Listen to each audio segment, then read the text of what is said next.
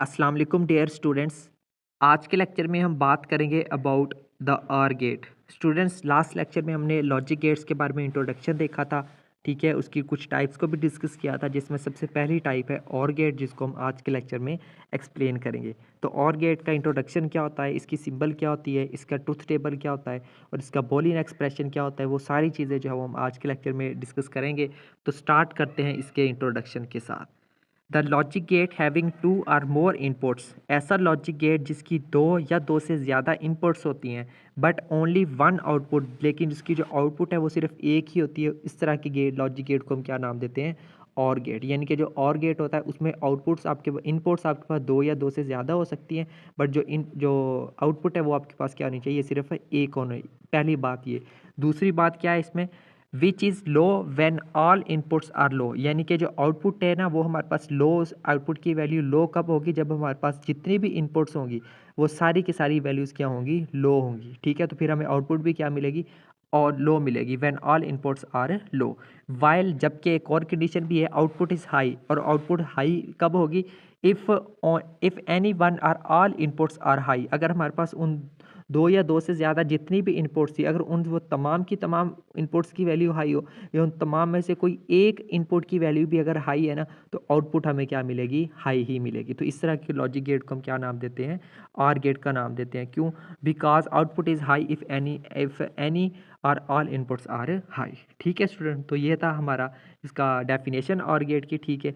अब इसकी सिंबल की बात करते हैं, ठीक है। The symbol of OR gate with two inputs is shown in figure. दो इनपुट के साथ आर गेट की जो है वो सिंबल कुछ इस तरह से होती है, ठीक है। ये जो है वो दो इसकी इनपुट्स हैं, ए और बी। ये जो है वो इसकी आउटपुट है, ठीक है। ये इसके आपने सिंबल को याद रखना है, ठीक है। कुछ इसी फॉर्म में हमारे पास इसकी ये सिंबल होती है, ठीक है। इसको आपने अच्छे से याद कर लेना है, ठीक है। सिंबल्स में इसका डिफरेंस थोड़ा सा मुश्किल होता है स्टूडेंट्स को अक्सर, इसलिए जैसे सिंबल बनी हुई है सेम एज इट इज़ इसको ड्रॉ करना है। उसके बाद देखते हैं जी इसका बूलियन एक्सप्रेशन। यहाँ से देखते हैं, the Boolean expression for two inputs OR gate is written as, ठीक है। दो इनपुट आर गेट्स के लिए जो है वो हम इसका बूलियन एक्सप्रेशन इस तरह से लिखते हैं, यानी कि A plus B is equal to Y. अब इसमें ए क्या है? पहली इनपुट है। बी क्या है? दूसरी इनपुट है। तो जब हम इस दोनों को जब हम प्लस की फॉर्म में लिखेंगे, अब ये यहाँ पे ये जो प्लस है ना, ये बेसिकली ऐड नहीं हो रहा, ठीक है। ये ऑपरेशन अप्लाई हुआ है, और ऑपरेशन इसको बोलते हैं, ठीक है। और इसमें हमारे पास आउटपुट क्या मिल रही है? वाई मिल रही है, ठीक है। So the Boolean expression for three inputs OR gate is shown is written है। तो अगर हमारे पास दो की बजाय तीन इनपुट्स हों, तो फिर हम उसको बूलियन एक्सप्रेशन को कैसे लिखेंगे? कुछ A plus B plus C is equal to Y, ठीक है। इस तरह से हम लिखेंगे। ये इसका बूलियन एक्सप्रेशन आ गया। अब हम बात करते हैं इसके ट्रुथ टेबल की। The common method use to describe the action of a gate is called truth table, यानी कि किसी भी गेट के जो उस पर जो एक्शन हो रहा है, जो काम हो रहा है, उसको डिस्क्राइब करने के लिए जो हम एक सिंपल सा मेथड यूज़ करते हैं उसको हम ट्रुथ टेबल कहते हैं, ठीक है। It tabulates all the possible combinations of inputs and outputs. इसमें इनपुट्स और आउटपुट्स के जितने भी कम्बिनेशंस बन सकते हैं, ये जो है वो उन तमाम कम्बिनेशन को क्या करता है? टेबुलेट करता है, यानी कि उनको कवर करता है, ठीक है। OR gate has maximum combination two raise to the power two is equal to four, यानी कि आर गेट में हमारे पास जो है वो कितने हो सकते हैं कम्बिनेशन? मैक्सिमम दो कम्बिनेशन हो सकते। कौन से आर गेट में? जिसमें हमारे पास जो इनपुट्स होती हैं वो कितनी होती हैं? सिर्फ दो। यानी कि जब हमारे पास आर गेट में इनपुट्स दो होंगी तो उसमें मैक्सिमम कम्बिनेशंस कितने बन सकते हैं? इस फार्मूले की मदद से चार कम्बिनेशन बन सकते हैं। इसी तरह से अगर हमारे पास थ्री इनपुट आर गेट हो तो उसमें हमारे पास कितने कम्बिनेशन बन सकते हैं?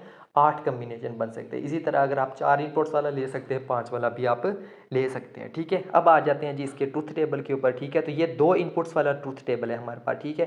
तो देखें, पहला ये हमारे पास दो इनपुट्स होगी, ये उनकी जो है वो आउटपुट है, ठीक है। आउटपुट क्या मिलेगी? ए प्लस बी, यानी कि A OR operation B is equal to Y हमें मिल रहा है, ठीक है।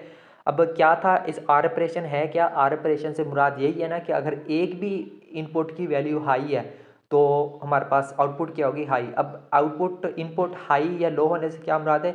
अगर ज़ीरो होगी तो लो होगी, वन होगी तो हाई होगी। तो पहला देख ले, बात करते हैं। अगर हमारे पास दोनों इनपुट्स की वैल्यू ज़ीरो ज़ीरो हो, यानी कि दोनों की वैल्यू क्या है? लो है, तो आउटपुट क्या होगी हमारे पास? डेफिनेटली लो ही होगी। अब इसमें देखें, ए इनपुट की वैल्यू लो है जबकि बी की वैल्यू क्या है? हाई है। तो हमने देखा था कि आर ऑपरेशन यही ना कि अगर एक भी आउटपुट की वैल्यू हाई है तो आउटपुट क्या होगी हमारे पास? हाई होगी। इसी तरह से यहाँ पे भी देखिए, एक इनपुट हाई है, दूसरी लो है, बट हमें आउटपुट क्या मिलेगी? हाई मिलेगी। और यहाँ पे तो दोनों ही हाई आउटपुट्स हैं, तो यहाँ पे आउटपुट भी हमें इनपुट, दोनों इनपुट्स यहाँ पे हाई हैं, तो आउटपुट भी हमें क्या मिलेगी? वन मिलेगी, हाई मिलेगी, ठीक है। तो ये था 2 इनपुट्स वाला आर गेट। अगर हम बात करें जो है वो 3 इनपुट वाले आर गेट की, तो उसका ट्रुथ टेबल देख लेते हैं, ठीक है। तो ये जो है वो आ गया हमारे पास, ठीक है। तो ट्रुथ टेबल आ गया, ठीक है। उसके ये थे हमारे पास 3 इनपुट्स दी हुई हैं, ये उनकी जो है वो आउटपुट दी हुई है ऑपरेशन की मदद से। अब ये वैल्यूज़ कैसे लिखनी है, ठीक है, ये तो सिंपल सी बात है, ठीक है। आपने कैसे लिखनी है उसकी शॉर्ट ट्रिक बता। पहले आपने क्या करना है, पहली लाइन में जो है वो आपने क्या करना है, देखें सबकी वैल्यूज़ क्या लिख दी है हमने, 0 0 लिख दी है, ठीक है। फिर क्या करना है आपने, फिर इसकी एक और भी शॉर्ट ट्रिक होती है, ठीक है। आप क्या करें यहाँ पे जो है वो, ठीक है, अब यहाँ पे देखें पहले 3 0 हो गई, ठीक है। अब क्या किया, जो लास्ट वाली थी उस पर 1 कर दिए, बाकी 2 0। अब इसी 1 को दरमियान में ले आए, ये 2 0 कर दिए, फिर उस 1 को स्टार्ट में ले आए, ये 2 क्या होगी, 0 होगी, ठीक है। इसी तरह से जो है वो, अब पहले हमने 1 के लिहाज से 1 को ऐसे उसकी जगह चेंज किया, अब हम क्या करेंगे, 0 से स्टार्ट कर लेंगे। तो यहाँ पे देखिए 0 है, दूसरे 2 1 है, फिर 0 है, दूसरे 2 1 है, और फिर यहाँ पे भी 0 है, दूसरे 2 1 है। और तीसरी पॉसिबिलिटी क्या हो सकती है, यहाँ पे हमारे पास ये, सॉरी यहाँ पे ये मिस्टेक हुई है, ये तीनों 0 नहीं आएंगे, यहाँ पे ये क्या आएंगे, तीनों यहाँ पे 1 आएंगे, ठीक है। एक तो इसका क्या तरीकाकार ये होता है, ठीक है। आप इस तरह भी लिख सकते हैं, या फिर आप इस तरह लिखें, जो पहला कॉलम है ना आपके पास, उसमें आप लिखो, यहाँ पे देखो 0 0 0 0, आखिरी 4 में लिखो 1 1 1 1, ठीक है। फिर यहाँ पे 2 में 0, 2 में 1, फिर 2 में 0, फिर 2 में 1, और यहाँ पे 1 में 0, 1 में 1, 1 में 0, 1 में 1, 1 में 0, 1 में 1, 1 में 0, 1 में 1। तो इस तरह भी आपका जो है वो टेबल बन जाता है, ठीक है। तो वो सबसे आसान है। तो मैं आपको रिकमेंड करूँगा, जिस तरह से ये टेबल बना हुआ है, आप इस मेथड, लॉजिक इस मेथड के साथ ना करो। अगर आपके पास जो है वो इनपुट्स, अगर आपके पास 8 कम्बिनेशन वाला आपने टेबल ड्रॉ करना है ना, तो आपने वही मेथड यूज़ करना है। यानी कि पहले कॉलम में पहली 4 0, फिर 4 1 आएंगे, और दूसरे कॉलम में 2 0 2 1 2 0 2 1, और तीसरे कॉलम में क्या होगा, 1 0 1 0 1 0 1 0 1। ये सबसे आसान मेथड है, ठीक है। तो इस तरह से आपने जो है वो टेबल ड्रॉ कर लेना है। तो ये था स्टूडेंट्स हमारे पास जो है वो 8 कम्बिनेशन वाला, यानी कि 3 इनपुट ऑर गेट का ट्रुथ टेबल। तो उम्मीद करता हूँ आपको जो है वो ऑर गेट समझ आया होगा, इसका ट्रुथ टेबल कैसे बनता है वो भी आपको समझ आई होगी, ठीक है।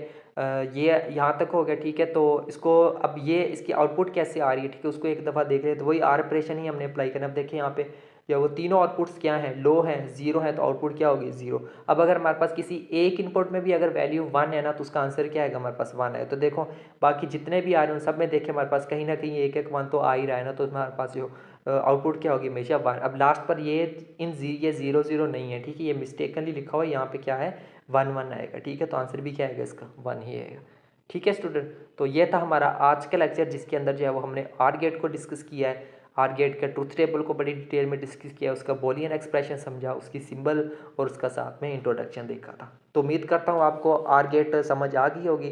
तो नेक्स्ट लेक्चर में हम बात करेंगे अबाउट एंड गेट। सो तब तक के लिए टेक केयर एंड अल्लाह हाफिज़।